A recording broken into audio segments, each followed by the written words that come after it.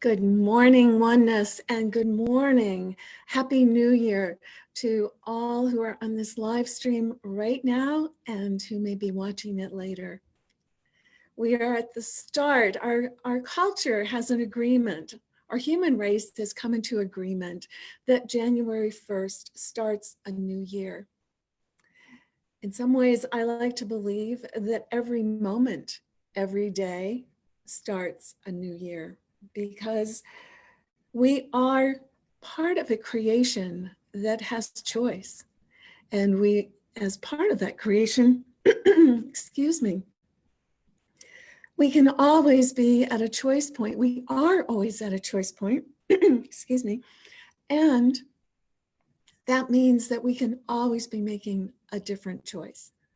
But hopping back into our culture, Happy New Year. It's January 3rd. This is the first Sunday of the year. And in our teaching, religious science, we don't really have a lot of ritual, but we do have a practice that some centers have observed for many years. And that is to devote January to the first 4 parts of the Science of Mind text. Now, what do I mean by that? Parts is sort of a strange word. When we think of books, we usually think of sections and chapters. Well, actually, this is designed a little bit differently, in that the introduction, it's actually the introduction, is about 35 pages long before we get to chapter 1. And the introduction has 4 parts. And so we are going to go back to the basics. We are going to go back to the foundation of this teaching in January. And I find that it never grows old. This one has been with me for over 20 years. And there are pages you can see that, oh my gosh, there's all the tabs, there's all the colors. Like on this page alone, there's about 4 or 5 different colors of underlining in addition to pencil. And that means that is a really key section for me. I've been there many times. And what I want to say about the 4 colors is that not that it's color coded, but that every time I have gone there, something else has reached out to me as really key, as really juicy, it's really important. And what I'm saying is that every time we go back and revisit this, it enriches us, it goes deeper, it reminds us, and that is such an important thing to do. And so before we start setting our intentions for the year, let's take a look at this teaching and how it can support us with those intentions, with those affirmations as we go forward. And also, as we start this year, 2021, our center is devoted to its legacy of being a religious science center affiliated with the Centers for Spiritual Living and teaching the principles of science of mind. So, you know, it's an aspect of human nature. This is so ancient, and sometimes science of mind is referred to as ancient wisdom, new thought. In fact, after we leave January, we're going to be working with the monthly themes and weekly talk topics created by Centers for Spiritual Living for 2021. And the theme for 2021 is ancient wisdom, new thought. So we are right on target with that. But going back to human nature, human history, and history of creation, it's a universal and historic, ancient practice of humans, and I won't even say practice, I would say nature, that we are curious about: where did I come from? How did I get here? Why am I here? Is there a creator that's greater than me? It seems like there must be, because I came into something that's already created and that seems to be beyond what humans have the capability to create on their own. What's that all about? How does creation work? Who is creator? How do I relate to creator? That is such a core bedrock element of our species, of who we are. Now, most faith traditions, whether they're formal religions or other faith, spiritual belief systems, or indigenous beliefs, which are very powerful in and of themselves, even though they may not seem as formal as what the modern Western world thinks of as formal faith traditions. But what I want to say is that many of them have a creation story. And they talk about how humans relate to creator, how creator brought us forward. When we think in the West, the three Abrahamic traditions that descended from the story of Abraham in the Hebrew Bible, there's the Jewish faith, the Christian faith, the Muslim faith, that all are in that lineage. But the origin of that is a creation story that in the West we are very familiar with. But I know that other parts of the world have their creation stories as well about how humans came forth.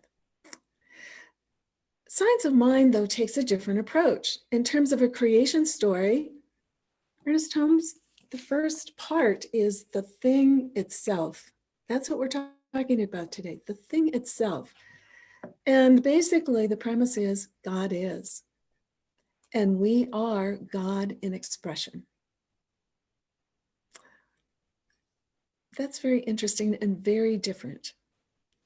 A lot of faith systems have a sense of separation from that creative being, that all-powerful, absolute, infinite, eternal. And in Science of Mind, we believe that we are inseparably one, that we have come forth as a divine expression of God in physical form in this species. And because of that, we believe that God cannot be separate from its creation. And so we are inseparably one, always. The only separation that we have is separation that we have created individually through our beliefs about ourselves and about life. A lot of religious traditions are about telling people what to think. Science of Mind differs there as well, because what we focus on is how to think, because we believe that all thought is creative. Other systems, a lot of them have do's and don'ts, rules, things you must believe to be an insider. And if you don't, then you're an other, an outsider. And there's oftentimes a sense of God as an enforcer or punishment that we might receive. The whole concept of heaven and hell, is that to the max.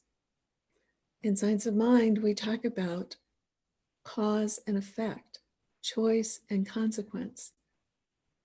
As we are God in expression, we realize that all that is true of God is true of us.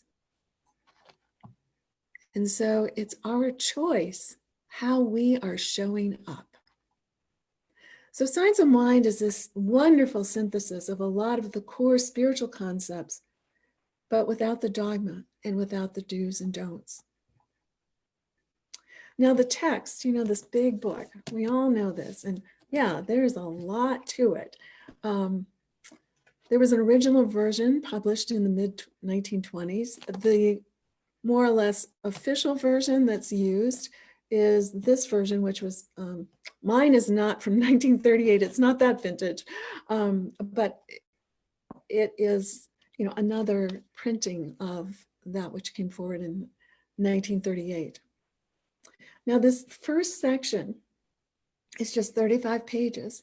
The thing itself, the way it works, what it does, and how to use it. If we'd never seen a mouse before, we would wonder, well, That doesn't look like a mouse that I see out in the woods. What is this thing? How does it work? What does it do? How can I use it?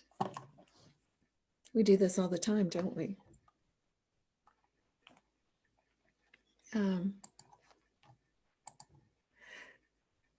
And so these first 35 pages really map out, it's like the crib notes of this entire text in 35 pages. And this first one, the thing itself, is really, really meaty, juicy, and wonderful in terms of laying the foundation of our principles. And then the rest of it is really just drilling down, going deeper. How can we, the extension, what this really implies, how can we apply it in life? How can we practice this? And how can we foster that greater alignment and oneness with God? Now, I have to say, science of mind, that's really sort of a funky name for something that is so heart embracing as a spiritual faith. And quite honestly, there have been a number of cycles where the organization and leaders in different chapters have said, can't we find another name for this? But however many times we've tried that, we go back to the original because nothing else quite seems to convey it. For a long time, there was faith. And then with Newton, culture sort of switched into such a focus on science, and they always seem to be two different tracks in life, as if, originally faith had all the answers, or science had all the answers without really much interweaving with the spiritual realm. And yet humans and scholars for many, many centuries have felt that there is a place where these are one and the same, like that two sides of a coin, that glove fit, where one is science and one is the spirituality. And what we're finding is that, think about this for a second. Ernest Holmes originally published in the mid-1920s, the founder of this tradition. That was before quantum physics. And yet, as quantum physics has evolved and come onto the scene, what it is learning from the scientific side is that glove fit, two sides of the same coin, where the spiritual belief that we find embodied in science of mind and what we hear from quantum physics are looking like one and the same. Sort of like light. We talked about this in December, that light has two properties. At times it seems non-physical, and yet at other times it operates as if it is a physical particle. That is sort of the same idea. And we find throughout this teaching this idea of how do we align with God with intention to be creative and bring creation into manifestation. That is where we are aligned. So science, let's go back again to back in the 1920s. Why did Ernest Holmes choose the name science? He said, well, this is a teaching based on principle. In the scientific realm, we have principles. They're invisible. We can never see a principle, it's invisible, but it is this principal property that operates the same way every time for everybody. No favorites. It just is constant. And because it's constant, we can rely on it. We can trust in it. So for example, this is tried and true with electricity. We didn't invent that, but we discovered it and learned its principles. The same thing with gravity. We didn't invent gravity, but we discovered it and learned its principles of how it operates. And in doing so, we can choose how to channel it and direct it and use it. I want to remind you of that saying that Ernest Holmes started every radio broadcast with. There is a power for good in the universe that we can use for definite purpose. And so before there was quantum physics and before there was as much known about physics as we know today, he realized that this is a spiritual principle, that this teaching is based on spiritual principles in the spiritual realm that work the same way all the time for everyone without exception. That spiritual principle is no respecter of individuals. In other words, try as we may, we really can't. What word do I want to use here? We can't encourage God to play favorites or to stack the game in our favor. So let's go through some of what the thing itself is. The thing itself, is it God? The thing itself, what is it? And it's sort of interesting. He taps on several domains. But let's go through this a little bit further. And I want to read, first of all, how did he dedicate this book? His dedication says, "These lessons are dedicated to that truth which frees man from himself and sets humans on the pathway of a new experience, which enables him or her to see through the mist to the eternal and changeless reality." Now, I want to say again, these early parts, and especially the first, the thing itself, it's only 9 pages, but it has so much content. It's almost like every sentence has so much to it. Some of my favorite parts are to suppose that the creative intelligence of the universe, some may call that God, would create humans in bondage and leave humans bound would be to dishonor the creative power which we call God. The seed of freedom must be planted individually. Individuality must be spontaneous. It cannot be automatic. And that means the seed of freedom must be planted in the innermost being of humans. But like the prodigal son, humans must make that great discovery for themselves. We see abundance in the universe. We can't count the grains of sand on a single beach. The earth contains untold riches, and the very air is vibrant with power. Why then are humans weak, poor, and afraid? The science of mind deals with these questions. The divine plan is one of freedom. Bondage and suffering is not God ordained.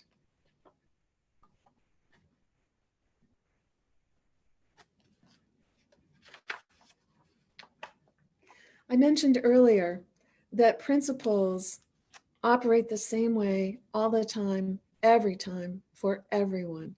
No respecter of individuals. In the human realm, we have people who have more and at times may feel like they are privileged in ways that differ from what others can do. In our faith tradition, that's not true. We are all created by the same God. We are all in a universe that works on principles. Now, we have free will. We were given free will, which means we are free to choose. We are free to choose what we think, what we do. And as we said, we don't believe in punishment, but we do believe in choice and consequence.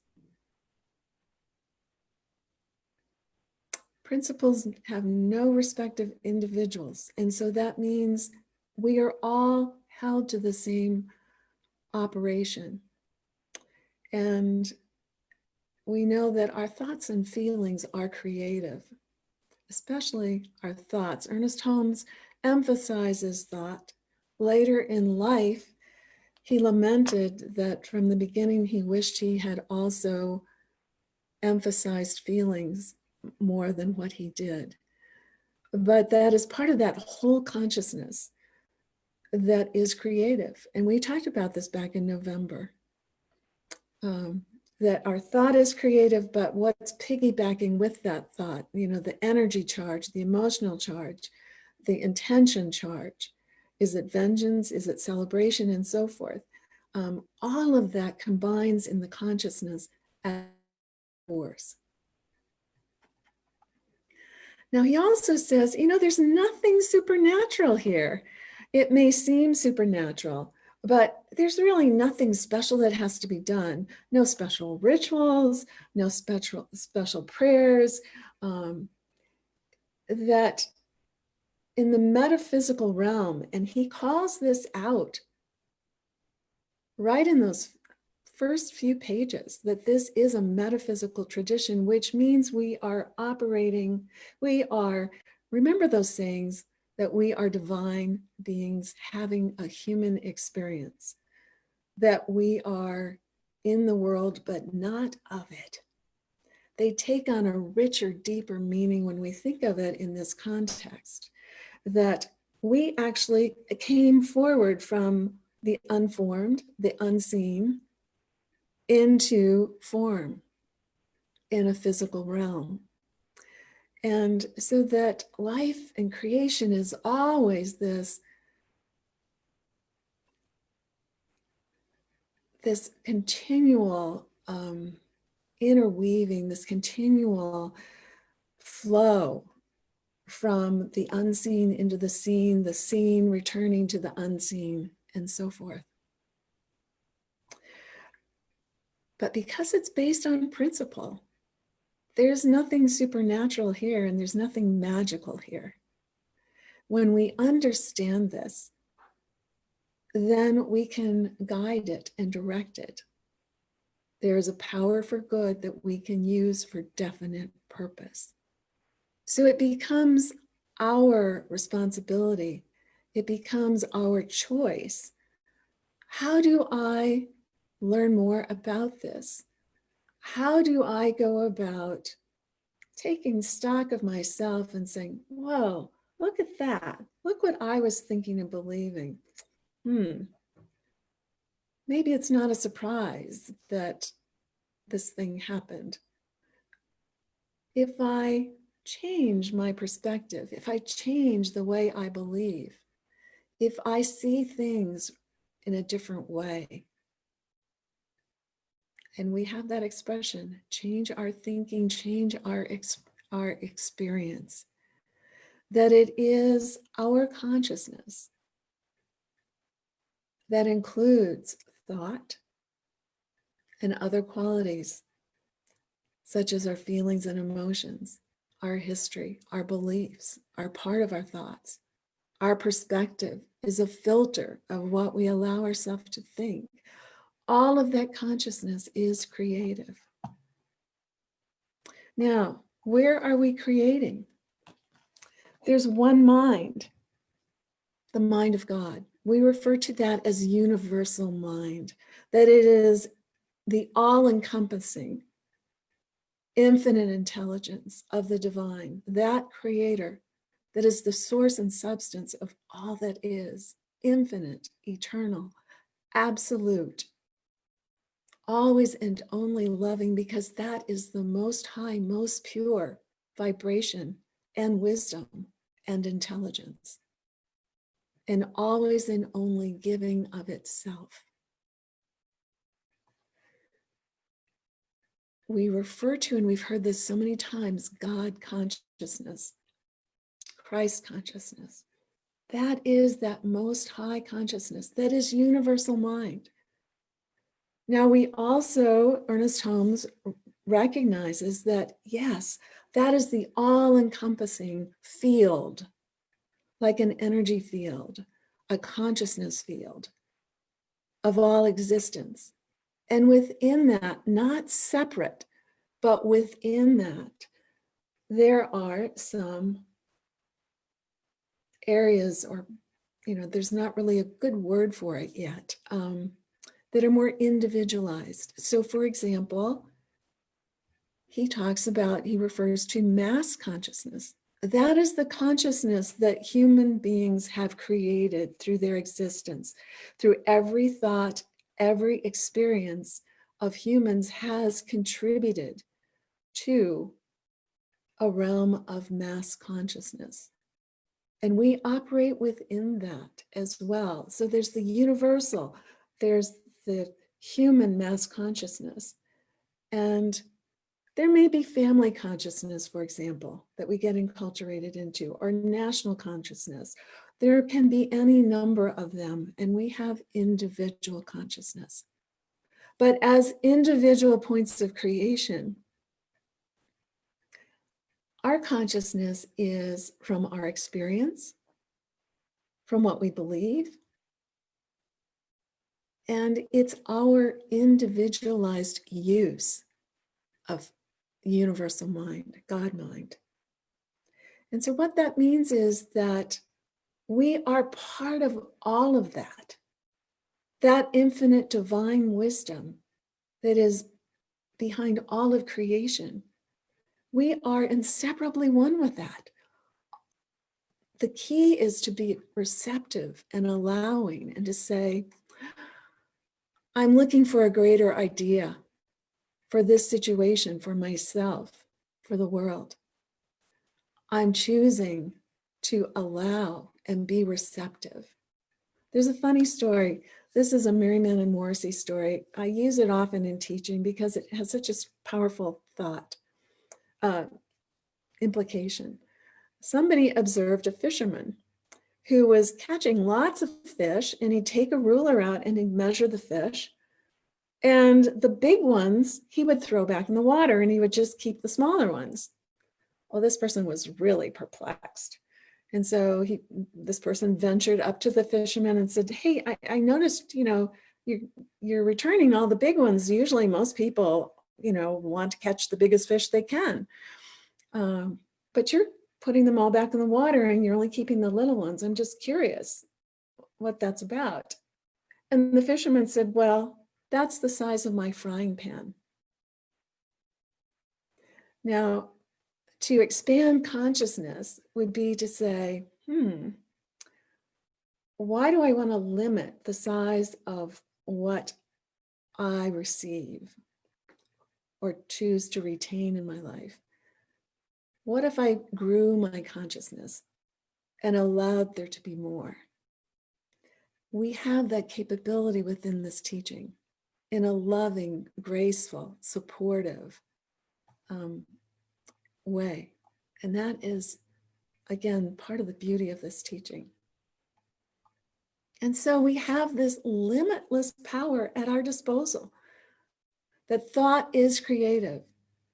And we are not looking for some superhero to come in and fix us, save us, change the world for us. We realize that it's an inside job. We live it from the inside out.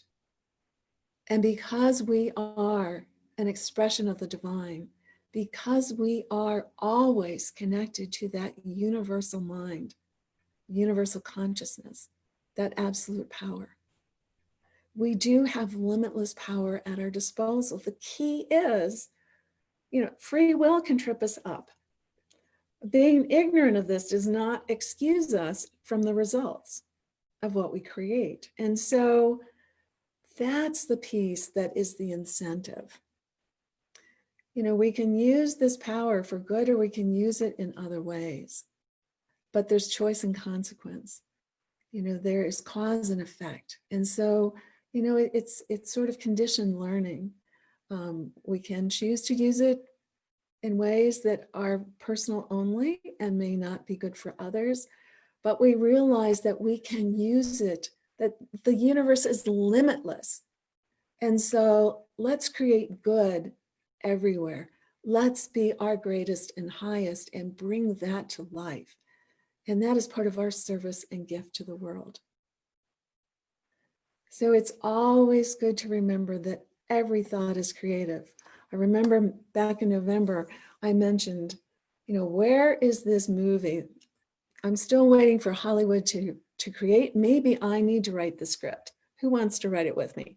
In which every thought we have instantly manifests.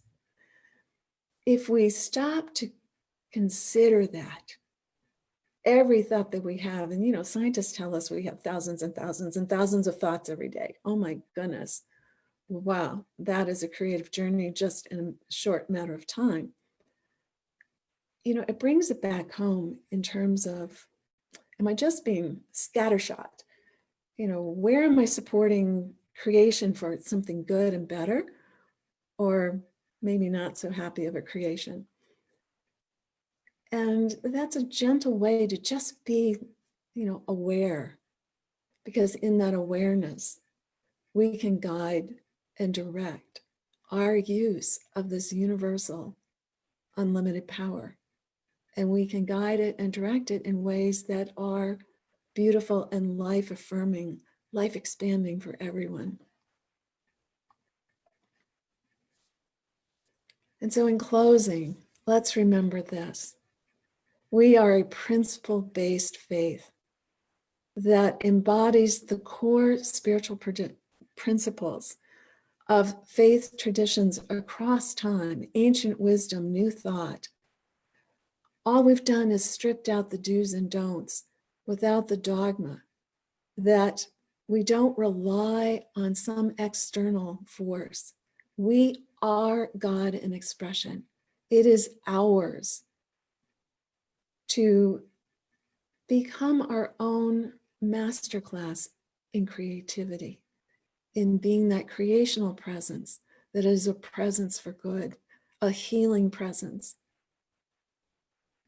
within our own lives, within our sphere of influence, and knowing that even though we can't see it, all that we do for the good, all that we do, period, ripples out across the world through all creation. And so I'd like to finish with a short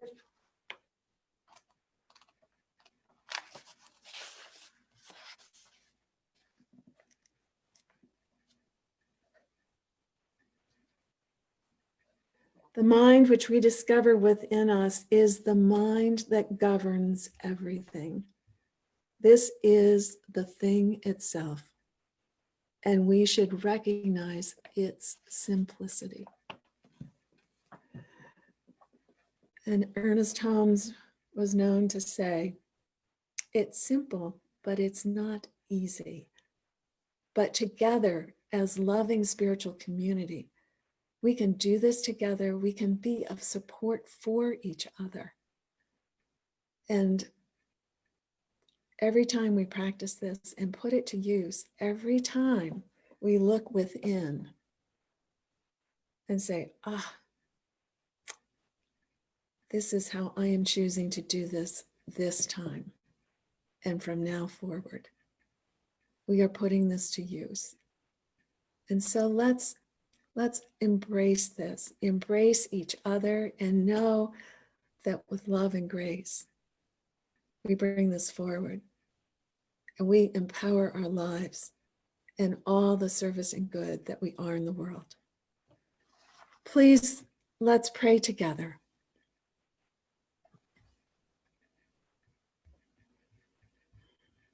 The allness, goodness, oneness, infinite, absolute, eternal, always and only loving power that is the source and substance of all creation. is the source of our being. It is this from which we have come forth. As God in expression, we are inseparably one. And whatever has created separation within us, we know that we can lay this down. We can open our hearts, our minds to remembering the truth of our being, that we are God in expression, inseparably one, and we can lean into that as that power and presence that is always there, that which is the highest and greatest good, that which is most high and most pure, is our forever and always partner. And so we choose through this teaching to be that committed partner, that sense of presence and beingness and oneness with God, through which we live our lives. We lean in, we can delegate, we celebrate, we, through guidance, we create together. And knowing that it is God with whom we are creating, we know too that there is that goodness that we call forth as our purpose and our intention with all that we create. How powerful this is. How wonderful this is. How amazing this is.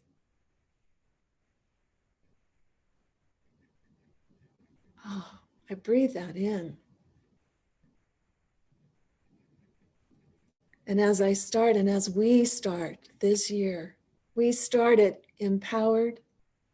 We start it in oneness with God, in oneness with each other, as we are all God in expression, calling forth that greater good in our lives and in the world. We can do this. We are up for this. We celebrate and embrace each other as we do this together, knowing that it's all God. It is all good. And we are expanding our consciousness to be a greater expression of that with every thought, every moment, every day. Blessed we are and so grateful. We allow this, welcome this, and receive this as our truth and as our experience. Thank you, God. And so it is.